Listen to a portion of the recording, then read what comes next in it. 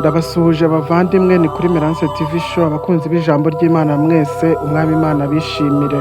Turebe ijambo ry'Imana mu rwandiko Pawulo yandikiye Abaroma 8 n'umurongo wa 14 haranditse ngo abayoborwa n'umwuka w'Imana bose nibo bana b'Imana. Aha turareba ukuntu abanyamubiri barwanya abayoborwa n'umwuka wera. Abanyamubiri mu yandi magambo ni abantu bayoborwa n'irari ry'umubiri wabo bakanga iby'umwuka wera abategeka, ntibemera iby'umwuka wera akora cyangwa avuga. Kuko ubwenge bw'umubiri ari ubw'abanzi b'Imana ntibishoboka ko bayishimisha. Abanyamwuka ni abemera kuyoborwa n'umwuka wera, bemera ukuri guturutse ku Mana kandi bagakurikiza iby'umwuka bategeka. Abayoborwa n'umwuka w'Imana abo nibo bana b'Imana. Turebe Yohana Umubatiza ukuntu yanzwe n'abanyamubiri. Yohana yavugishije ukuri, yanga ibya Herode n'umugore we Herodiya. Abanyamubiri ntibashoboye kwakira igitsure cy'Imana, baramwishe bamuca igihanga. Yohana yari intumwa y'Imana ariko abanyamubiri baramurwanyije kugeza igihe bamwishe. Stefano nawe yishwe n'abanyamubiri. Stefano yavugishije ukuri, abwira abantu b'icyo gihe ko biringiye imigenzo y'abantu aho kwizera umwuka wera w'Imana. Baramurwanyije bamutera amabuye kugeza apfuye, ariko yari yuzuye umwuka wera. Amajwi ye ya nyuma yaravuze ngo Data ubababarire ntubabareho icyaha. Abanyamubiri ntibihanganira ukuri k'umwuka wera. Yohana intumwa nawe bamutetse mu mavuta. Nubwo Bibiliya itabisobanura neza, amateka ya Gikristo atubwira ko Yohana intumwa nawe yajugunywe mu ngunguru yuzuye amavuta ashyushye. Kubera iki babikoze? Kubera ko yavugaga iby'umwuka wera no guhamya Yesu Kristo, ariko Imana yaramurengeye, ayo mavuta ntiyapfa avamo ari muzima. Aho niho yajugunywe, aho bita ku kirwa Ipatimo, aho yandikiye igitabo cy'ibyahishuwe. Abanyamubiri ntibihanganye. Murebe Martin Luther nawe yarwanyijwe n'abanyamubiri. Martin Luther yavuze iby'umwuka wera, yatanze Bibiliya ahantu hose, ariko abanyamubiri bo mu rusengero nibo bamurwanyije. Bavugaga ko ari guhungabanya andi madini, nyamara Martin Luther yavugaga ukuri. Abanyamubiri nabo ntago bamwihanganiye kuko baramurwanyije kugeza bamwishe. Abanyafurika n'abandi benshi b'indahemuka bagiye bicwa bazira kuvuga iby'umwuka wera. Mu bihugu byinshi abavugabutumwa bagendaga barwanya ibyaha, barwanya gusenga ibigirwamana, bagenda bigisha abantu iby'umwuka wera, ariko abanyamubiri ntibemera guhinduka, ahubwo bahitamo kubica. Bagiye barwanya iby'umwuka wera, bagenda bica ab'Imana yohereje, kandi bari ab'indahemuka, ariko abanyamubiri barabarwanyije kugeza babishe. Imana yagiye yohereza kenshi abakozi bayo, ariko bagera ahantu hari abanyamubiri bakabarwanya, bakabaciraho iteka nubwo babaga boherejwe n'Imana, ariko byarangiraga n'ubundi batabihanganiye, ugasanga bagiye babarenganya, bakabakorera ibibi byinshi kugeza aho banabishe. Abanyamubiri uko byagenda kose ntibazatsinda. Turebe mu rwandiko Pawulo yandikiye Abagalatiya 5:17, kuko kamere irarikira iby'umwuka yanga, kandi umwuka yifuza ibyo kamere yanga. Kuko ibyo bihabanye, nicyo gituma ibyo mushaka gukora atari byo mukora.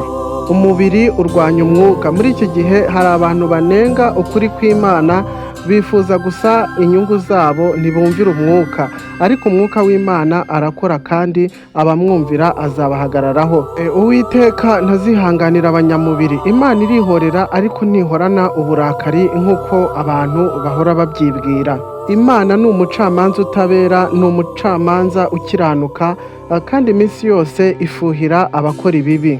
Turasabwa kuba abanyamwuka, tugahagarara ku kuri kwacu, kandi tukababarira abaturwanya.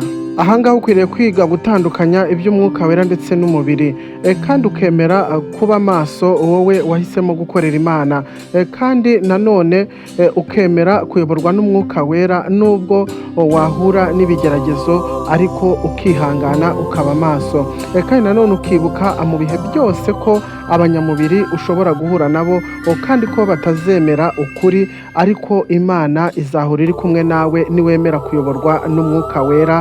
uzahora utsinda kandi Imana izabana nawe. Reka tugaruke kuri Martin Luther, nawe yari umukozi w'Imana woherejwe n'Imana, yavugaga ukuri kandi yari ashingiye kuri Bibiliya yera. Yarwanyije imyigishirize y'ubuyobe aho yagendaga anyura hose, kandi yatangaje ko kwizera ariko gukiza atari ibikorwa abantu bakora.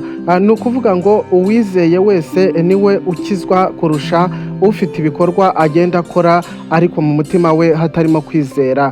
Abanyamubiri rero baramurwanyije, ariko yabaye intwari yo kwizera. Uyu munsi Bibiliya irasomwa ahantu hose, kuko abatubanjirije ntibigeze baba ibigwari, bagerageje gukorera Imana kandi ntibigeze bacogora, kuko bari bafite ubwoba bwo kuzahura n'Imana kuruta uko bahura n'abana b'abantu. Mwene data, nawe iga guhamya, iga gukorera Imana, iga kumvira Umwuka Wera, ukorera Imana mu mbaraga zawe zose, Imana nayo izabana nawe. Bibiliya ibitubwira neza, itubwira ko Yesu azagarukana n'abera inzovu nyinshi, kandi ngo naza azatsinda abanyamubiri. Yesu azaza ari nk'intare, igikomangoma cya Yuda, kandi azahindura byose. Azaza n'abamarayika inzovu nyinshi, ikimenyetso cy'imbaraga nyinshi azaba agifite, kandi azaza gutsinda intambara zitoroshye. Uhereye ku byo Daniyeli yabonye ibiremwa bikomeye, kugeza ku byahishuwe, Yesu ntazagaruka nk'umwana w'intama gusa, ahubwo azaza nk'umucamanza n'umutsinzi. Abanyamubiri, abavuga nabi, abirengagiza ijambo ry'Imana bazatsindwa ku mugaragaro. Uwiteka azatsinda abishyira hejuru. Umunsi w'Uwiteka uzaza kandi uzagera. Ibihe birakomeye, ariko umukiranutsi azahagarara kandi azaburanirwa n'Imana. Turi mu bihe bya nyuma, abanyamubiri baravuga cyane kugira ngo baneshe ijwi ry'Imana, kandi kugira ngo bahagarike ijwi ry'Umwuka Wera. Ariko Uwiteka afite abasigaye bari kumukorera. Abanyamwuka barahari Uwiteka yisigarije, abatinya Imana barahari, kandi bavuga ukuri nk'uko Stefano yari ameze, Yohana ndetse na Martin Luther. Hari abari gukorera Imana mu kuri no mu mwuka. Yesu araje kandi azanye impinduka. Iby'isi byose abizashira, ariko ukuri kw'Imana akuzahoraho. Hagarara kigabo kandi ushikame. Mbese niki kiguteye ubwoba? Niki gitumye uvuza induru nk'aho umurengezi wawe yapfuye atakiriho? Uyu munsi Imana ni umucamanza utabera, kandi ntibura kugaragara ahantu hose. Wowe urenganywa, wowe ukorera Imana mu buryo bugoye, cyangwa wowe uvugira Imana mu buryo bugoye, nakubwira ngo Imana iri kumwe nawe. Kandi nawe wamenye Imana, uyu munsi gira guhamya, saba Imana iguha imbaraga, utinyuke uhamye kandi uvuge ukuri nk'uko kuri mu mutima wawe. Uvugira Imana, abantu benshi bazahinduka, kandi nawe Imana izakugororera.